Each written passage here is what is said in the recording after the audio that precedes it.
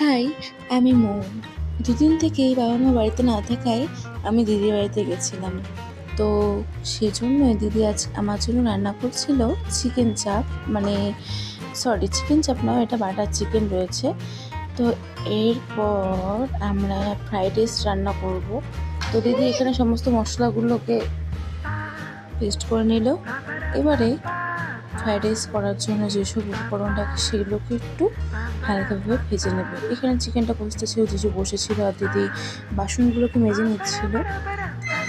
এবারে চিকেনটা প্রায় হয়ে আসলো, আর এখানে গাজর, ক্যাপসিকাম, তারপরে বিনস, কাজু, কিশমিশ যা লাগে সবগুলোকে আমরা একটু ভেজে নিচ্ছি।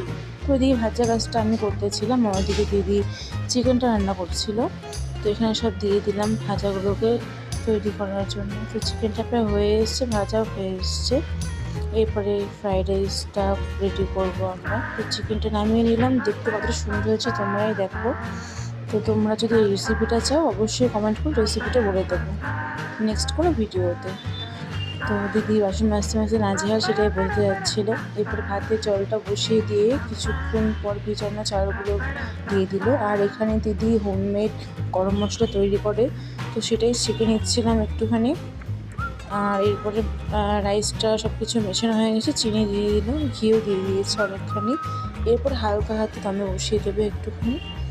এরপর সব কিছু নাড়াচাড়া করে সব কিছু ভালো করে মিশিয়ে নিয়ে দেন আমাদের রাইসটা প্রায় হয়ে এসেছে। দিদি এখানে একটু হাত দিয়ে নাড়াচাড়া করে দিচ্ছিল।